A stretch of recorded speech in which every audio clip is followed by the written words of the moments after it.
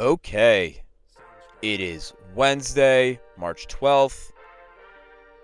We have yesterday's slate to cover. We have a bunch of NFL moves to discuss and a bunch of other topics. This is the Early Game Podcast. Listen to the show in the mornings on your commute, whenever and wherever, so you can be a part of today's sports conversations. Let's go. Okay, so as I mentioned, we start with yesterday's slate. A team that I have been so critical of, despite their success, are the Cleveland Cavaliers. I have said on numerous occasions that I do not buy into them come playoff time. I think that they are regular season merchants. They're putting on great performances here in the regular season. And last night they beat the Nets 109-104. They've now won 15 straight games for the second time this season. Second time they've won 15 straight. How many teams in the NBA? Let's see here. How many teams in the NBA have not even won 15 games? The Wizards. Utah has won 15. They're 15-50. They've already been eliminated from the playoffs. They've both won 15 or less games, and the Cleveland Cavaliers have done it twice. They're 55-10. They have been flat out excellent this regular season. But again, I will double down. In an Eastern Conference final, if they're playing the Celtics, they are not winning that series. They just are not. I'm sorry. Darius Garland, who led the team last night with 30, he's not screaming to me that he can lead a team. You have to be able to have a leader of a team that can bring you to the promised land. Donovan Mitchell has not, as much as I love Donovan Mitchell, huge Mets fan, love that guy. As much as I love Donovan Mitchell, I love me some Donovan Mitchell, he has not done enough to show me, when healthy, he can lead the Cleveland Cavaliers to a finals appearance. And even if they make it to the finals, what would be a great for this show, considering I've criticized both teams as being somewhat regular season merchants, it would be great if we get the Thunder and the Cavs in the finals. That would be excellent for the show. Freezing cold takes hopefully would be all over that for me. They beat the Nets by 5. Nets are 22-43. These are the types of reasons why I'm not convinced the Cavs can go far. We'll see. I could be proven totally wrong. My gut tells me that this team would not even make it out of the Eastern Conference semifinal. That's what my gut tells me. I think the Knicks would beat them in a 7-game series. I think the Celtics would beat them in a 7-game series. I think if they're playing Giannis in an Eastern Conference semifinal, I think the Bucks might have a good shot at beating them. This team just does not seem like the kind of team that can beat you in 7 games. Okay.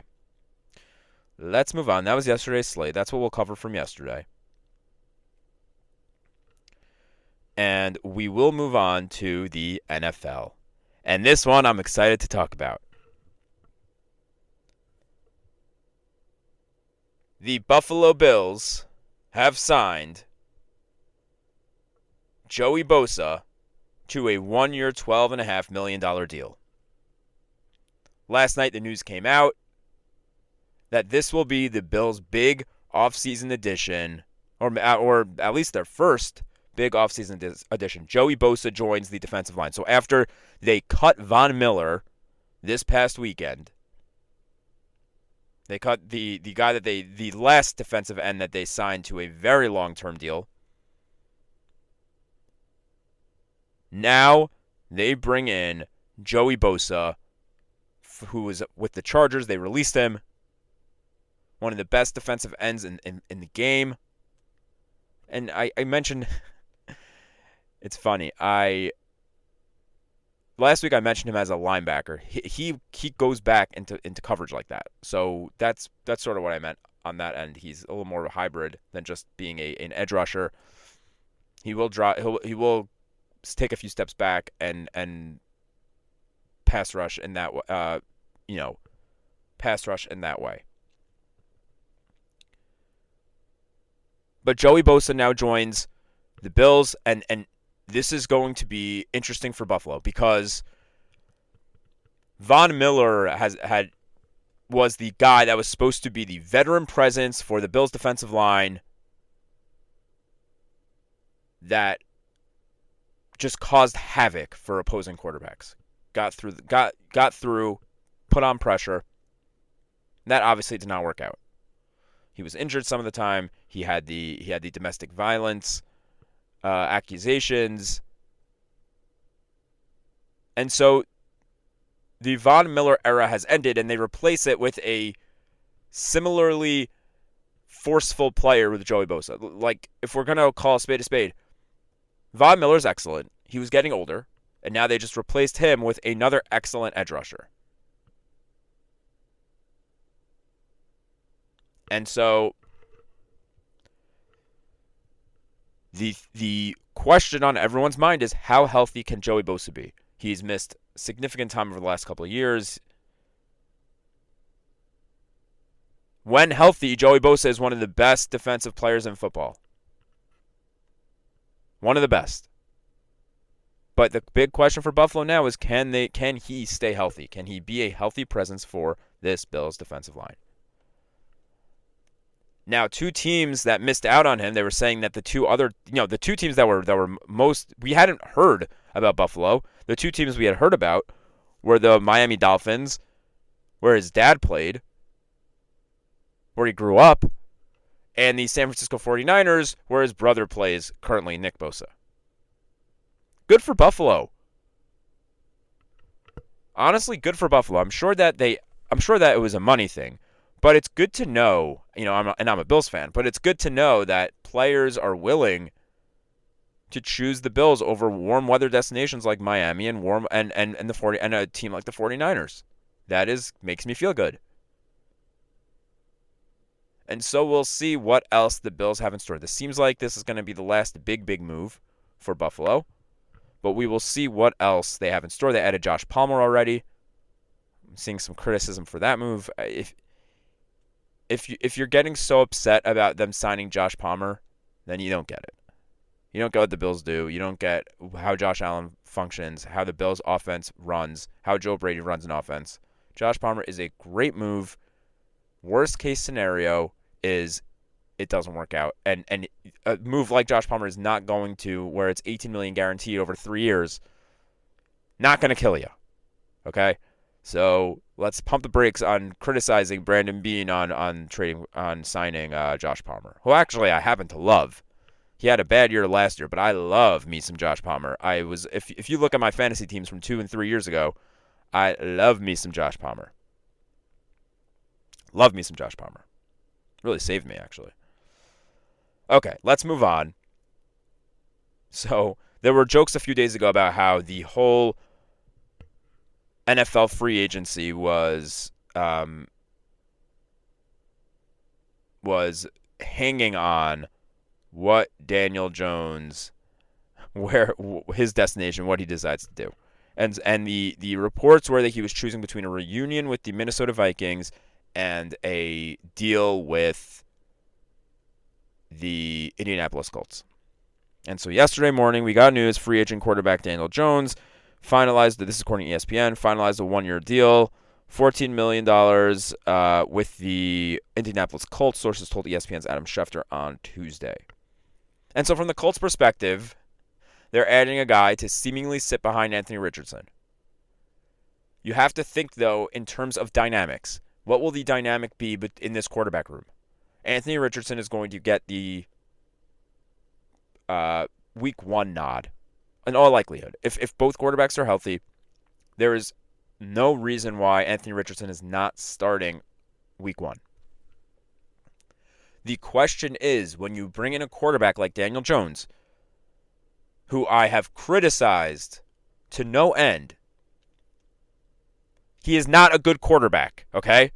That being said, he can show spurts where he is solid. And Anthony Richardson can we know for sure, can show spurts where he is not good. And it creates a dangerous dynamic where if Anthony Richardson is not performing, you're all of a sudden tempted to bring Daniel Jones in. You can kill. This is the kind of move that can kill Richardson's career. It can, or at least his tenure with the Colts. And don't convince yourself, Colts fans, don't convince yourself that Daniel Jones is the answer here, that he is a long-term solution. At least not in the near future. If we want to look at quarterbacks who failed, specifically in New York, there is precedent for that. Quarterbacks who failed that went on to other teams and found success elsewhere. Sam Darnold, Geno Smith, two quarterbacks that just got deals this year or were just involved in the market.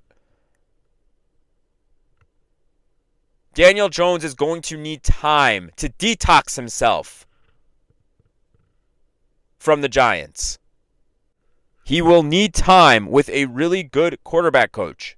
This is not going to happen overnight. Is there a chance Daniel Jones resurrects his career in some fashion, in some way or another? Yes. It's certainly possible. We've seen it. Again, we've seen it recently, where this kind of thing can happen.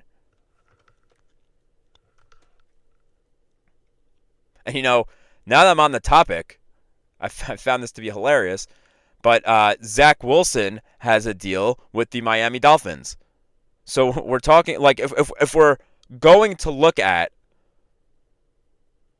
the possible next Geno Smiths or Sam Darnolds of the world, maybe Zach Wilson in Miami is something that works out, and maybe Daniel Jones with Indy is something that works out. Now, there is a Vikings angle to this, and that is that they decided not to bring him back. So J.J. McCarthy now slots in for sure as quarterback one with the Vikings. Today he does. But there were rumors going around yesterday that they may have interest, the Vikings might have interest in bringing in Aaron Rodgers. I don't hate it. I don't like J.J. McCarthy. So I don't hate having him sit another year. There are people, Dan Orlovsky, all over Twitter yesterday was gushing over J.J. McCarthy. I watched the tape. There's nothing from I spoke about this. There's nothing about his time in Michigan that impressed me. You watch his tape, there's nothing about his time in Michigan that impressed me. So I couldn't care less if the Vikings decide to bring in Aaron Rodgers and make J.J. McCarthy sit this season healthy and sit a season, right? Because he was hurt last year. But that would be fascinating if the Vikings now swoop in and decide to sign Aaron Rodgers, right? Same division as the Packers, kind of taking that Brett Favre career arc. It's crazy where we've come for an Aaron Rodgers sweepstakes. Crazy. He's coming off a 5-win season with the Jets, yet we're here talking about how the Steelers want him, how the Giants want him, how the Vikings might have interest. Goes to show, one, how thin the quarterback market is, and two, how confident teams are that Aaron Rodgers can turn it around and be a quality quarterback in his 40s. It's fascinating. And again, yesterday, 2 days ago, they were saying how he was close to the Steelers. Yesterday, the reports came out that was false. He is not close to a deal with the Steelers, so I guess it's anyone's game now. Could be the Vikings, could be the Giants, could be the Steelers.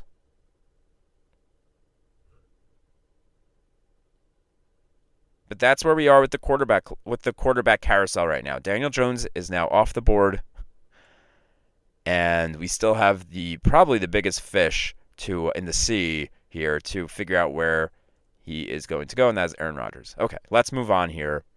This is a story I need to talk about. We're headed to the NBA. So last week, a video went viral. It took place during the Lakers-Knicks game in LA. And Stephen A. Smith was there sitting courtside, and someone caught a video of LeBron going up to Stephen A. and essentially berating him and walking away. And the next day, Stephen A. went on First Take and confirmed that he was upset about Stephen A.'s comments about his son, Bronny. And Stephen A., to his credit, said, look, as a parent, as LeBron being a parent, he understands. He understands where he's come from defending his son. This is textbook LeBron being soft, something I've spoken about, honestly, fairly recently. I understand if you want to get your son on your team.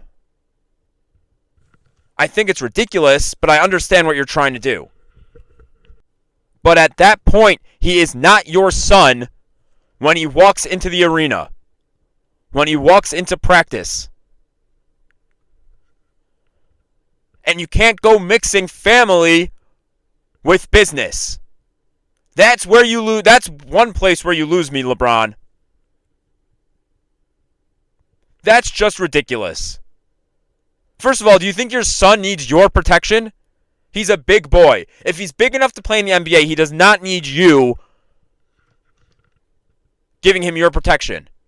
And if you want to say, well, it's about him as a father and the disrespect Stephen A. gave him as a father, stop being so selfish. Don't make it all about you. You don't need to go stick up for another NBA player to the media. Bronny happens to be the reason why he's in the NBA is because he's a big boy. That's how he was able to make it. He's not in high school. He's not in college. He is in the NBA, or he's not even in the NBA. He's in the G League. He got drafted. You seriously have to come to his defense? It is so ridiculous that this is where we've come with this LeBron-Bronny thing. It is a failed experiment. Bronny is not a good NBA player. You can show that to LeBron. Next time I go courtside, LeBron, you can come yell at me. Your son is not he is not an NBA player. He got drafted because he is your son. He can always say now he's a second-round draft pick in the NBA. But he's not good enough to be in the NBA. And it was your prerogative to force the Lakers to draft him. It is not your prerogative to go berate a media member whose job it is to speak about what he sees on the court.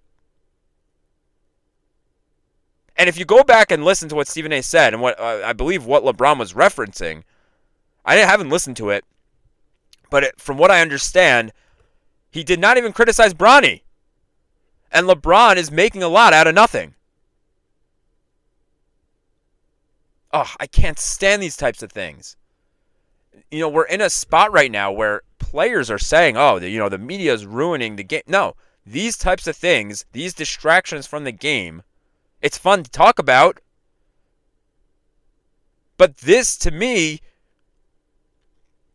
is what makes these players so unrelatable.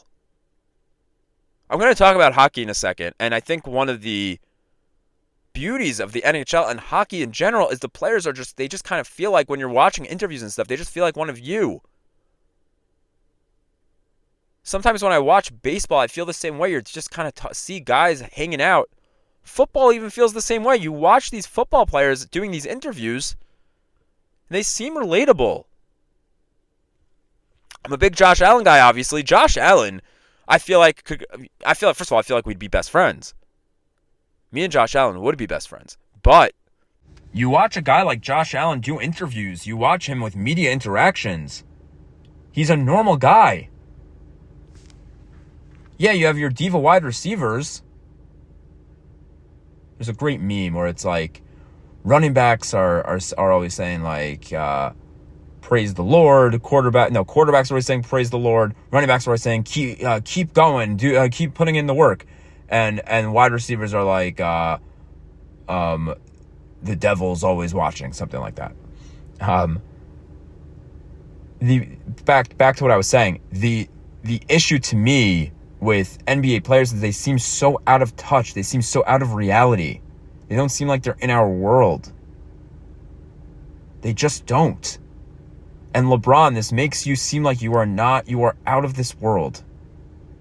You're not in touch with reality. You are not relatable. And I think that's the problem right now. We're supposed to look up to athletes as role models. Kids, at least, are supposed to look up to athletes as role models. And these guys do not seem relatable. They just don't. I think that's a big problem. I think that's why the NBA is losing interest. And again, we've spoken about how it doesn't even matter that they're losing interest. But these players are going out saying, well, everyone's losing interest because the media makes... No. The media criticizes every sport. Every single sport the media criticizes. That's their job. It's not about that. It's about the fact that I don't feel relatable to a NBA player who's making hundreds of millions of dollars who got his son drafted to his team. I just don't feel relatable to that. Okay, as I teased, we go to the NHL where there were two insane stories I'll touch briefly on. So yesterday I didn't mention it, but we had the NHL trade deadline was Friday afternoon, and there was two massive moves, two shocking moves. One was not as shocking, we saw it coming, but in the grand scheme of things was shocking. That was Mikko Rantanen got traded for the second time this season. So this is a superstar. Mikko Rantanen is a superstar forward. He was with the Colorado Avalanche. They could not come to a deal about a month and a half ago. And so they traded him to the Carolina Hurricanes. And then right before the trade deadline, the Carolina Hurricanes then traded him to the Dallas Stars. And the head scratcher here was, usually when a player cannot sign an extension with his team and gets traded, it's usually to a team where he's then going to sign an extension. But the initial trade was very puzzling. Why did he get traded to the Hurricanes but not sign an extension? This was a question being discussed, thrown around for the last couple months, and then soon it started, gaining traction that the Hurricanes were going to try trading him again, and then he eventually did. So people wanted to know what the story was, and it came out exactly what had happened. So Rantanen is with the Avalanche, and the Avalanche are looking to trade him. They don't tell Mikko Rantanen that they're going to trade him. This is what came out yesterday. And so they, without even asking him, they trade him to the Hurricanes. So the Avalanche get their package back after they couldn't agree to a contract extension with him. But the Hurricanes never worked it out with Rantanen that they were going to trade it for him, and they never worked it out that he would be interested in re-signing long-term. And so Rantanen got there. He said, I don't want to play here. And that's, by the way, kudos to him. He doesn't need to decide. He doesn't need to just unilaterally decide that that's where he wants to spend the next 8 years of his career. Good for him. And so he told them, I don't want to play here. I don't want an extension. And so right before the deadline, he told them 4 teams that he wanted to play for, and they traded him to the Dallas Stars. And so now the Dallas Stars have probably the biggest, and he signed an extension there. And so now they got the biggest fish in the sea from this NHL trade deadline.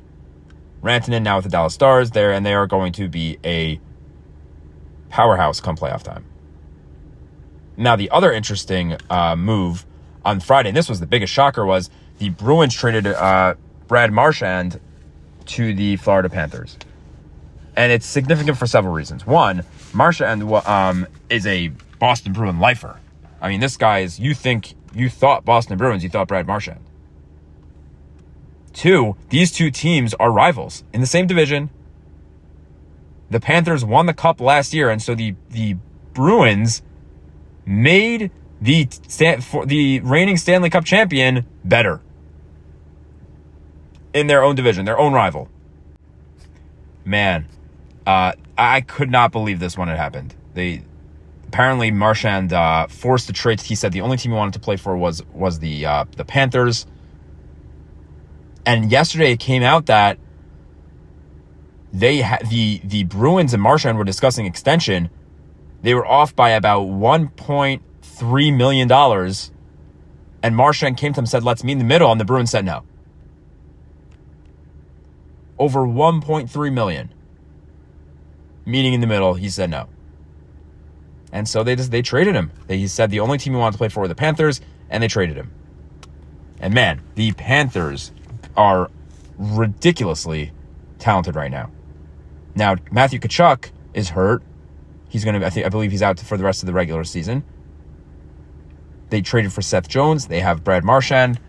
I mean, if Matthew Tkachuk comes back, you are talking about the heavy favorite to win the Stanley Cup and to go back to back. Okay, that's a show. Thanks for listening. Like, comment, subscribe on YouTube. Follow on Spotify. Follow on X. It's the Early Game Podcast. Thank you so much for listening. Have a wonderful day.